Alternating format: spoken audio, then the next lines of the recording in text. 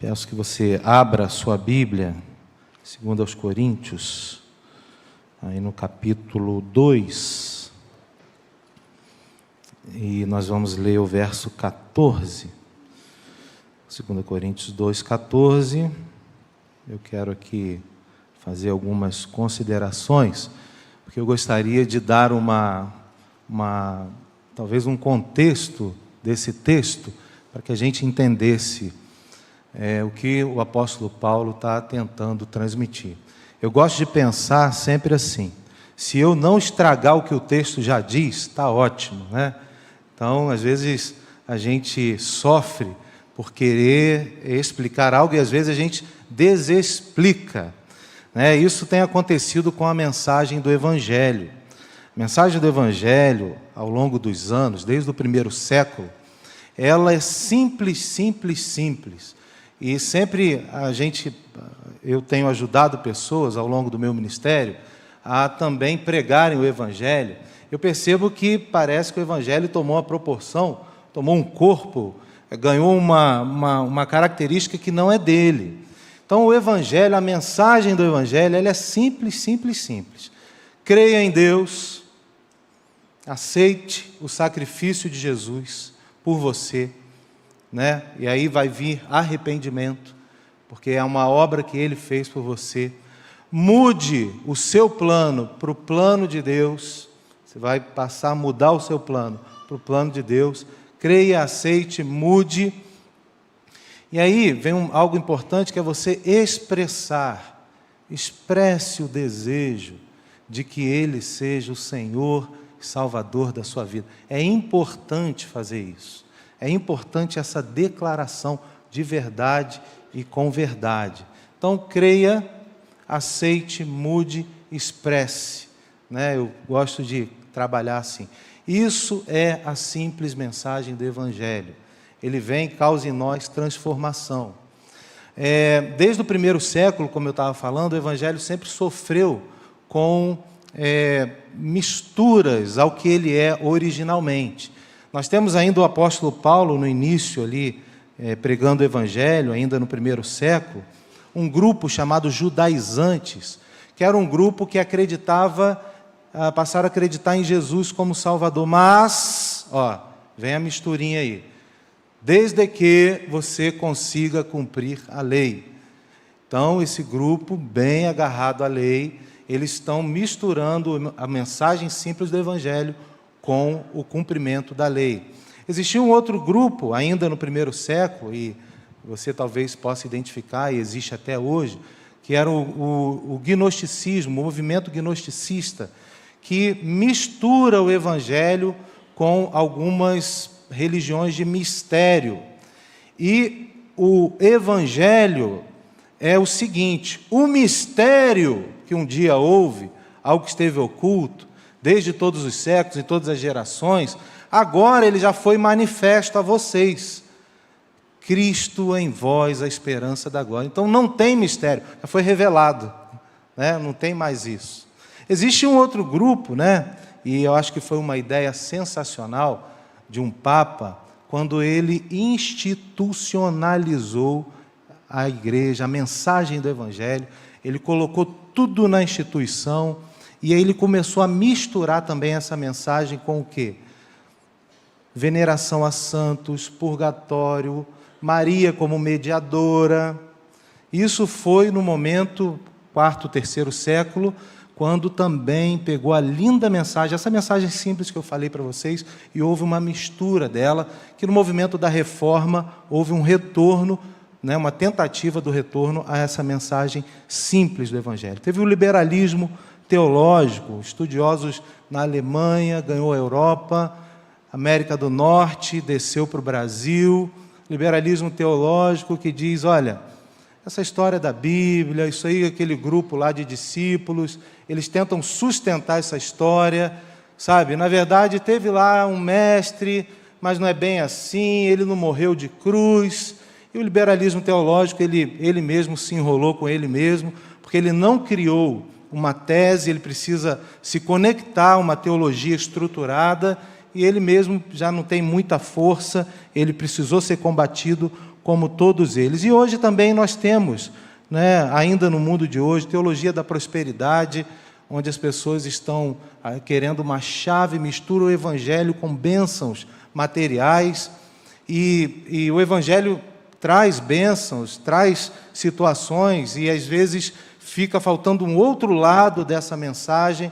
Então, o evangelho ao longo dos séculos tem se misturado com a simples mensagem do evangelho. Hoje, no nosso culto de envio, eu pretendo olhar para o texto aqui do apóstolo Paulo, vou ler com vocês, e eu quero falar sobre esse testemunho dessa vida bonita que tem aquele que vive na simplicidade do evangelho e o que ela pode causar nas pessoas, tá bom? Então o texto, eu acho que você já abriu sua Bíblia aí, 2 Coríntios 2, 14 a 16, eu vou ler, diz assim o texto da palavra de Deus: E graças a Deus, que sempre nos faz triunfar em Cristo, por meio de nós manifesta em todo lugar a fragrância do seu conhecimento, porque para Deus somos o bom perfume de Cristo, nos que se salvam e nos que se perdem. Para estes, certamente, cheiro de morte para a morte, para aqueles, cheiro de vida para a vida, e para essas coisas, quem é idôneo? A NVI diz: graças a Deus que sempre nos conduz vitoriosamente em Cristo Jesus. Eu preferi usar o texto de Almeida, porque o que estava aqui na mente do apóstolo Paulo era mostrar, e era algo que acontecia bastante em Roma, a grandiosidade de Roma, as conquistas de Roma, tudo que Roma foi fazendo. Ela tinha o desfile do triunfo. Se você é historiador ou lida com história, não é o desfile, não eram outros desfiles que aconteciam em Roma, mas era o desfile do triunfo, que ele era bem específico, e ele tinha algo para causar aos moradores de Roma uma ideia muito forte do poderio de Roma, de como Roma montou um império enorme, acredito que o maior que a gente tem registro, e como eles foram fazendo isso. Até hoje, né, se você for a Roma, tem ali na Avenida Central, perto do Coliseu, existe o local onde havia o desfile lá em Roma.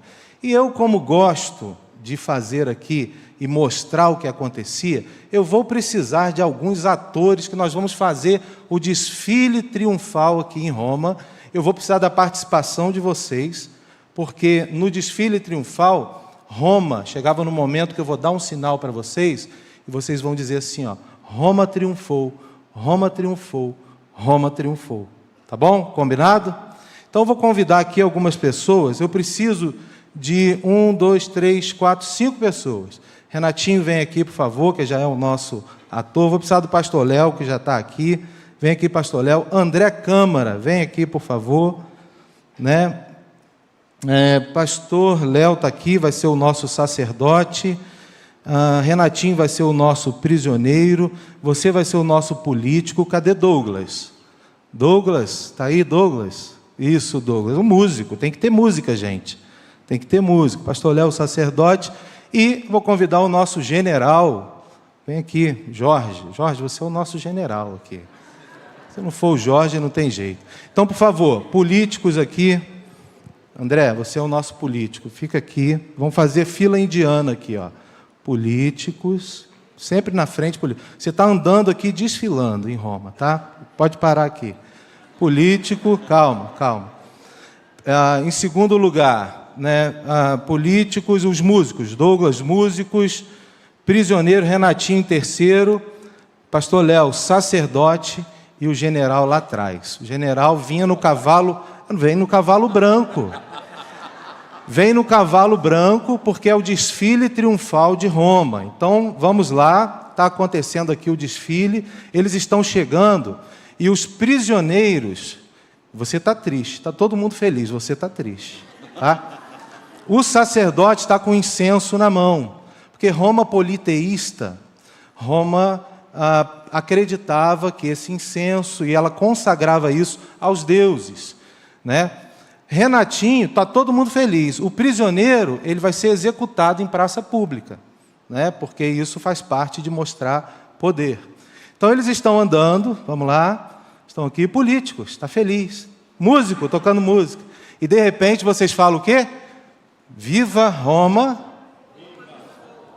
Roma triunfou. Gente, desse jeito vocês... Pera. Desse jeito vocês não vão conquistar nem o trailer da esquina. Vão de novo, senhores, por favor. Por favor. Isso, por favor. Olha só, eu vou fazer aqui algo melhor. O nosso general vai fazer o momento do triunfo. Tenho certeza que ele sabe. Tenho certeza, tá? Quando chegar ali, quando o general chegar ali no púlpito, é o sinal, tá? Viva Roma, Roma triunfou. Vamos ver se vocês são Roma. Vamos lá?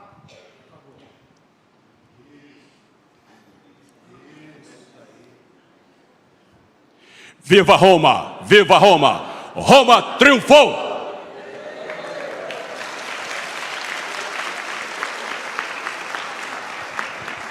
Agora sim, muito obrigado.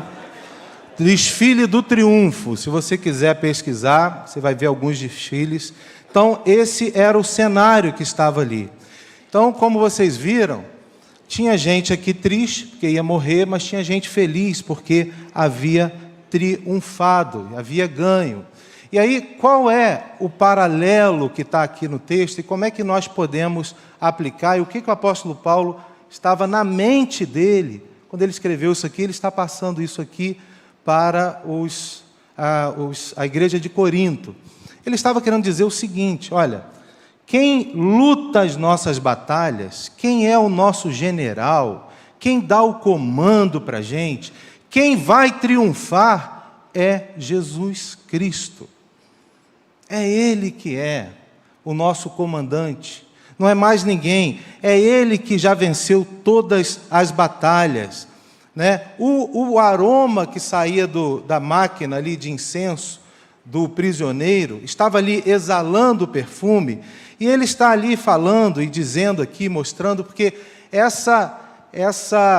esse aroma, ele está saindo, ele está alcançando e está causando uma sensação em Roma e também uma sensação em quem está fazendo aqui o desfile. É importante dizer que esse desfile, ele só acontecia se o nosso general, tivesse trazido os despojos e matado, no mínimo, 5.000 homens lá no território conquistado, né? Era algo bem diferente, bem próprio daquilo, para mostrar poderio e conquista. Então, o cheiro que saía do incenso ali, ele alcançava, né, as narinas das pessoas. Eles traziam ali a ideia, né, de que precisava ter esse aroma para eles, num local politeísta, para que isso alcançassem os deuses, Roma politeísta, como eu falei. Agora, o que o apóstolo Paulo está querendo dizer e para onde que deve ir, né, esse aroma? Para onde, qual é o aroma da nossa vida e para onde que ele deve ir? Em primeiro lugar, nas nossas vidas, nós devemos estar olhando e querendo agradar a Deus. O aroma suave que sai da sua vida precisa alcançar a sua família, precisa alcançar a sociedade onde você mora, precisa, sempre que o Evangelho chega em qualquer lugar, ele muda e transforma culturas, ele alcança e ele tem a ver com pessoas, e não com domínio territorial, e não com conquista de território, né? Eu sei que existe hoje uma ideia muito de uma teologia do domínio, uma teologia dominante, mas o Evangelho, essa mensagem, ela não pretende fazer esse tipo de domínio, a não ser que a sua vida seja dirigida, guiada, e você tenha convicção de que o reino de Deus habita em você. Amém ou não amém, gente? Então, nesse momento, em primeiro lugar, onde chega esse aroma de uma vida bonita, né, esse perfume, é quando nós conseguimos ter uma vida que agrade a Deus. Qual é a grande dificuldade, o grande desafio nosso? obedecer a Deus. No eixo missional de nossa igreja, nós falamos ali durante todo o eixo missional, nós falamos a grande comissão de Jesus. Jesus, quando está comissionando seus discípulos, ele diz ali que os seus discípulos precisavam ensinar a obedecer. Você vê que obedecer é um negócio desafiador, né? Então, algo que nós precisamos ter como princípio na nossa vida, para deixar o bom perfume, é sentir essa leveza, né? Obedecer a Deus, gostar das coisas do Senhor, ter prazer na oração, ter prazer na vida piedosa, ter prazer na leitura da sua palavra, ter prazer em estar com os irmãos, ter prazer em ir para a escola bíblica.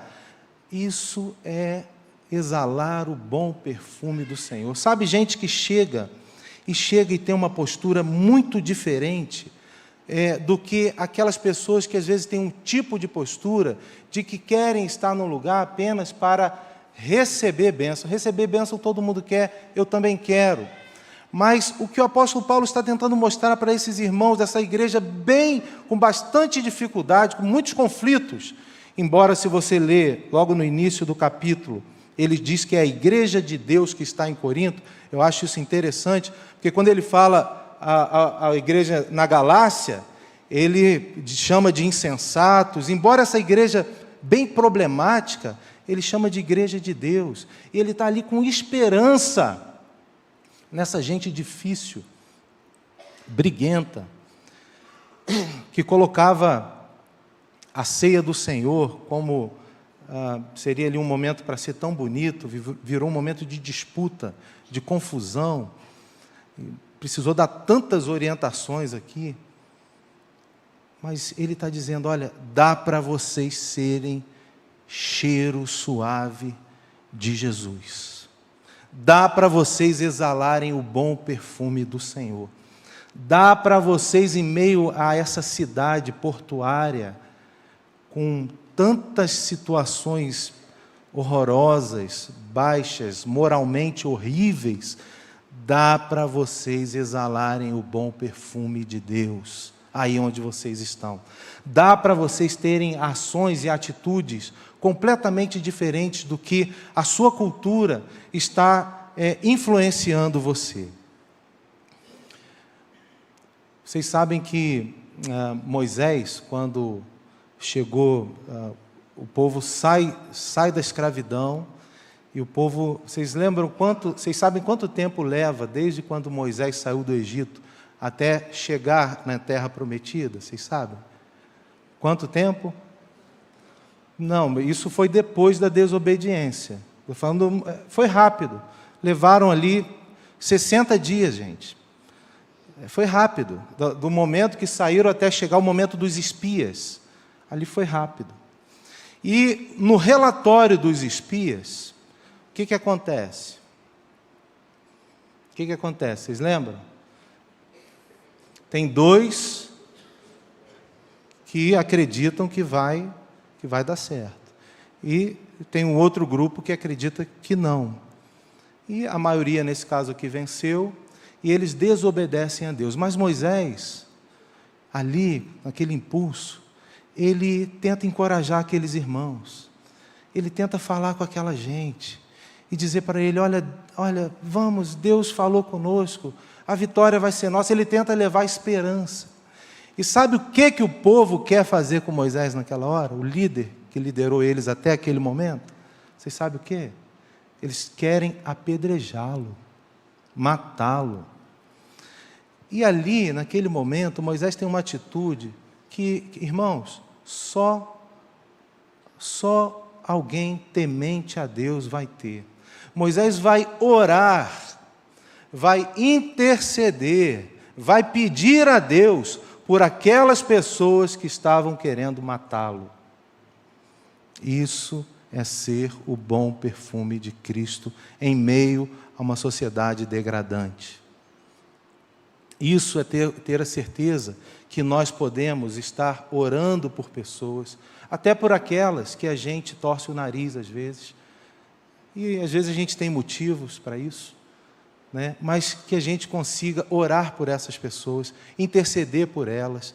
Nós somos o bom perfume quando anunciamos o Evangelho, quando passamos a ter no nosso coração a paixão, paixão com, a mesma que Jesus teve, quando levantou os olhos e viu que as pessoas estavam perdidas. Estavam perdidas por quê? Porque estão procurando no seu próprio ventre, estão procurando nos deuses, estão procurando respostas, estão procurando na prosperidade, em qualquer outra coisa, as respostas que só Jesus pode dar, que só Deus pode nos trazer.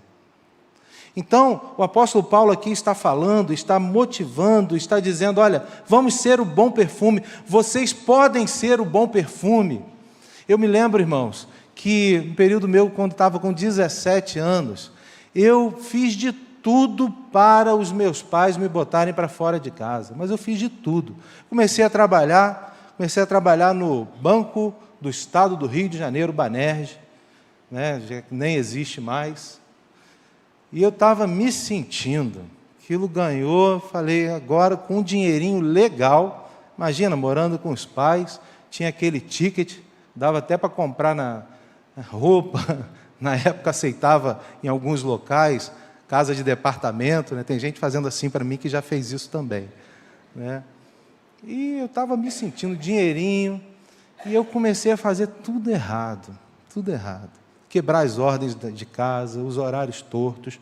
Virei para o meu pai, porque isso faz parte da minha vida, eu sou assim até hoje, mesmo quando estava longe de Deus, virei para o meu pai e falei, ó pai, tudo isso que você fala aí, eu não acredito, eu vou viver a minha vida. Eu quis fazer isso porque isso me dava alguma paz, né? Quis ser sincero. E eu estava doido para chegar um dia em casa, fim de semana sumia, ia para locais horrorosos. Eu estava doido para chegar em casa e um dia meus pais disseram, ó, você descumpriu todas as regras, está aqui suas coisinhas, você tem um prazo aí e tal, você não quer viver assim? Vai viver assim. Eu acho que eles estariam certos, irmãos. Eu acho que eles não estariam errados, não. Mas sabe o que aconteceu? O bom perfume daquele casal chegou em mim. Por quê? Porque o lençol estava limpinho, a casa cheirosa, o quarto limpo, as orações sendo feitas. Meu pai ficava me esperando até de madrugada, vinha orar comigo. E quando ele vinha orar comigo, eu ficava ali, de olho aberto, ele orando, eu dizia assim para ele, pai, você já acabou? Você vai insistir com isso? Isso aí não acredito nisso, isso não dá certo. Comida na mesa, café, almoço, janta. Irmãos, esse cheiro do bom perfume ganhou minha vida. Isso transformou a minha vida. Chegou uma hora que eu vi que eu estava com raiva, era de mim mesmo. Não tinha motivo nenhum para ter raiva dos meus pais. Eu estava com ódio, era de mim mesmo. O problema era eu, era o pecado, era a separação de Deus. Aquele cheirinho bom, mesmo eu fedendo, alcançou meu coração. E o que o apóstolo Paulo está dizendo é isso, olha, vocês estão aqui, é um local difícil, mas sejam o bom perfume de Deus em meio a esse lugar fedorento. Exalem esse perfume de Cristo. A graça de Deus, irmãos, ela é contra qualquer princípio deste mundo. Você imagina, enquanto o normal, a justiça, ela vai ser feita com as nossas chantagens, negociações, ganha-ganha, eu ganho, você perde, opressão. A graça de Deus, ela chega e ela nos traz uma mensagem que ela é devastadora para a humanidade. Eu te amo do jeito que você é. É Deus falando para a gente. Eu entreguei Jesus para morrer você do jeito que você é. Eu não estou contando os seus pontinhos, você nem tem pontinhos para ser contado. Por isso que dá para a gente olhar para as pessoas também dessa maneira, com graça, com misericórdia. Olhar para as pessoas a partir até das dores delas. Ter essa compaixão, parar de olhar para as pessoas cobrando, exigindo. É isso que o Evangelho faz, essa mensagem simples. Creia, se arrependa, aceite a obra perfeita de Deus na sua vida, muda o seu plano para o plano dele e expresse o desejo que ele seja o seu Senhor, o seu general, o dono da sua vida. E aí o apóstolo Paulo está aqui contando isso, ele está dizendo, olha, sejam esse bom perfume. Agora, o bom perfume, ele atinge as narinas, chegam lá, você é o bom perfume que chega lá em Deus. Só que o bom perfume, ele em primeiro lugar, ele vai chegar e vai atingir as narinas dos salvos. Você é salvo, você vai sentir cheiro da graça de Deus, sentir cheiro da justiça de Deus, você vai ter temor a Deus. E aí você, como um salvo, vai caminhar e vai andar nessa vida fazendo algo muito bacana. Você vai andar com fé, com esperança e com amor. E eu não vou aqui falar sobre fé, mas eu me lembrei de algumas histórias. E a história do centurião, que chega para Jesus e pede a Jesus que o ajude. E eu acho tão bacana aquele centurião fala assim, olha, Jesus, eu sei o que é dar ordem, eu sei o que é obedecer ordem. Jesus, eu sei que basta uma palavra tua e o meu servo vai ser curado lá onde está. E Jesus olha para aquele homem e diz que nem Israel viu tanta fé. Eu acho que aqui está um exemplo de fé. Um exemplo de alguém que sabe quem é a autoridade. É Jesus. Quem é que basta uma palavra para mudar tudo? É Jesus. Quem é que pode resolver a minha vida, a sua vida? Quem é que pode me salvar? Quem é? É Jesus. Então, o bom perfume atinge essas pessoas que vão vivendo dessa maneira estranha de viver no mundo, completamente trocado com o modo natural das coisas. São pessoas que vivem com fé, mas vivem também com esperança. E esperança, eu gosto muito de contar a história de Caleb, porque Caleb estava nesse evento, ele é um dos 2 espias, que insiste e diz, Deus vai nos dar, né? E Moisés, depois de ter orado, e Deus até com vontade de resolver a situação de uma outra maneira, Moisés ora por aquela gente que quis apedrejá-lo, matá-lo, e Moisés faz mais do que isso, ele vai com essa gente, caminhando com eles. Eu não sei se eu faria isso não, tá, pastor? Eu acho que eu ia tentar uma distância de segurança, né? Afinal, eu acho. Não, monta lá, daqui a um dia, vocês vão andando, vamos deixar um dia de segurança. Porque pode ser que em qualquer momento, eu como líder aqui, seja apedrejado, eu não quero morrer, cuido bem da minha vida. Mas Caleb está nesse lugar. E 40 anos depois, aí já com Josué, quando chega o momento deles entrarem em Canaã, Caleb mostra o que é ter esperança. Não é ser otimista, gente. Não é otimismo isso. Otimismo não aguenta 40 anos no deserto, não. Otimismo não aguenta os problemas que esse pessoal passou junto, não. Logo, logo, o otimista vai virar um realista e, se apertar um pouquinho, ele vira até um pessimista. Tá? Naturalmente é isso.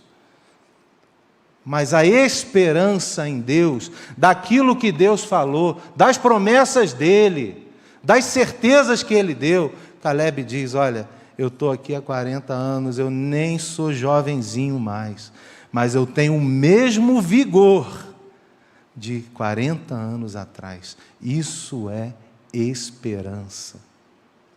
Às vezes caminhamos na vida com situações, às vezes, tão difíceis, situações que nos chocam, nos deixam para baixo, mas o bom perfume que chega nas nossas narinas precisam trazer fé e precisam trazer para nós o quê?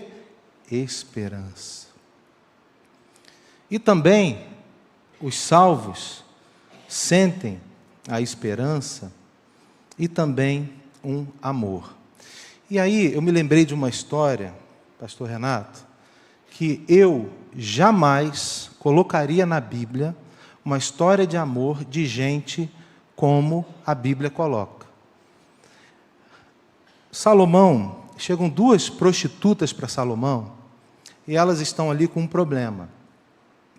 Durante a noite, a filha de uma... Elas nasceram juntos. A filha de uma delas morre, o filhinho morre, recém-nascido, e ela tem uma ideia, que ela acha que vai dar certo. Ela pega o filhinho dela morto, vai lá, troca com a que tinha o filhinho nascido, no mesmo tempo, pega o filhinho vivo, deixa o filhinho morto. E aí, ali, Salomão agora está diante de um problema. Porque aquela mãe, quando acordou, viu e falou, esse não é o meu filho é aquele ali. Elas duas estão agora diante de Salomão. E aí Salomão faz algo, talvez você conheça a história, eu estou contando aqui do meu jeito, faz algo interessante. Ele diz, olha, vou resolver o problema, tragam a espada. As duas estão dizendo que a criança, que o neném é de vocês, né? Eu vou resolver. Vou partir ao meio, aí cada uma fica com a metade. E aí, gente, o amor entra aqui, porque a mãe, se ela é uma mulher narcisista, egoísta, e que não tem esse amor altruísta, ela ia dizer o quê? Tá bom, farinha pouca, meu pirão sozinho, se não é para mim, não é para ninguém, é isso mesmo, eu não vou, ninguém vai levar. Ela diz, não, pode deixar, deixa a criança ali. E quando ela tem essa atitude, Salomão, que era um homem sábio, já na mesma hora identificou, opa, essa é a mãe da criança. Então, esse amor, essa fé, essa esperança, esse amor altruísta, esse amor que é completamente, né, não é primeiro eu, depois eu, segundo eu, terceiro eu, mas esse amor que só sabe quem de dentro de si sai. Sabe, esse amor que as pessoas que têm o Espírito Santo e exalam o perfume de Deus e começam a ver essas histórias que elas são impossíveis de ser vividas, a não ser pelo poder de Deus. A gente começa a ver isso. E aí, não dá para eu caminhar nessa vida, recebendo, agradando a Deus, me relacionando aqui com situações em que eu vou manipular você, eu vou oprimir você, eu vou chantagear você.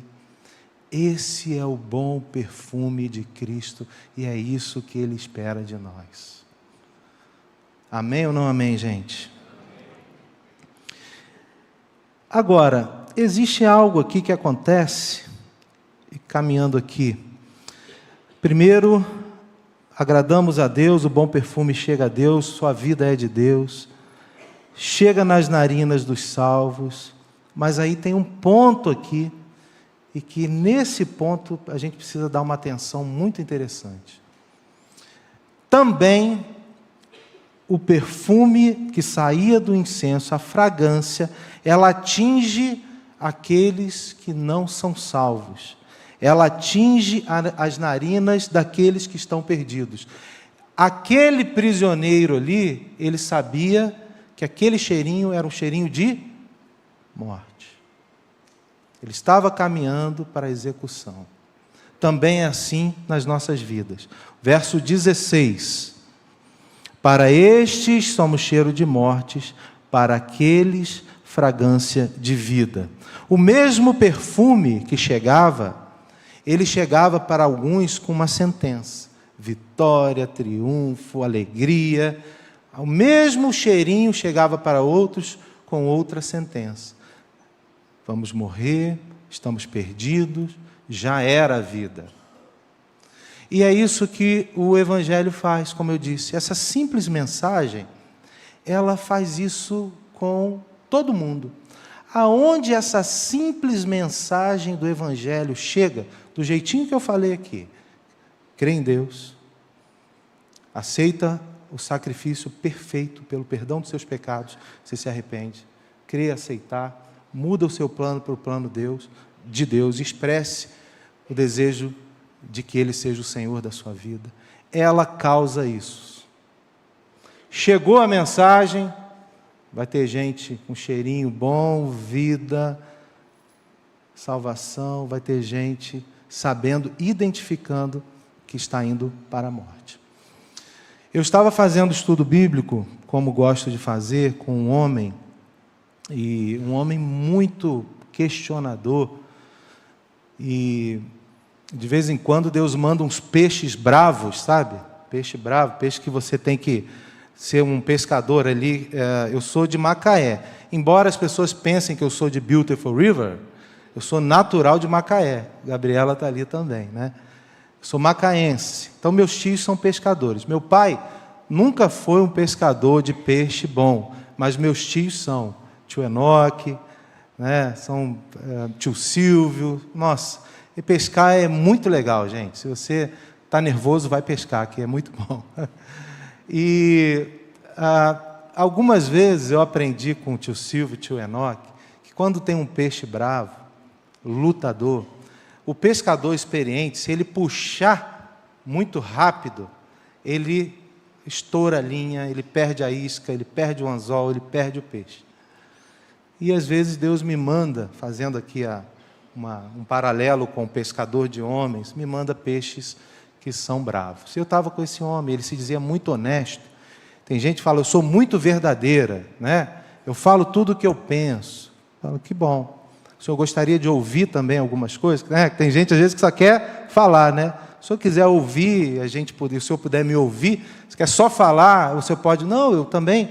Então, tá bom, vamos conversando e fomos. E foi longo, gente. 3 meses ali estudando a Bíblia, ele foi se interessando, ele negava Jesus, ele já aceitava Jesus, mas ele tinha uma situação, ele era um homem muito bom, e era mesmo, naquele momento da vida dele, né? Tinha as ações dele, tinha os fatos dele, e ele não conseguia conceber a história de você se arrepender. Arrepender de quê? E aí eu tive uma ideia, que eu fui ler os 10 mandamentos com ele. O nome dele é Paulo, a gente está falando do apóstolo Paulo, mais um Paulo na minha vida aqui. Seu Paulo, vamos ler os 10 mandamentos? O senhor não é honesto? O senhor não é verdadeiro? Sou.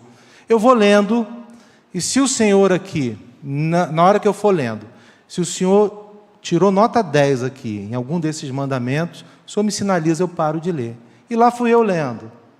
E lá fui eu lendo. Quando eu chego no 5º mandamento, ele disse, pode parar, pode parar. Eu falei, é esse aqui que o senhor... Ele disse, perdi em todos. Perdi em todos. E aí foi bacana, porque você via a postura dele agora, não mais altiva.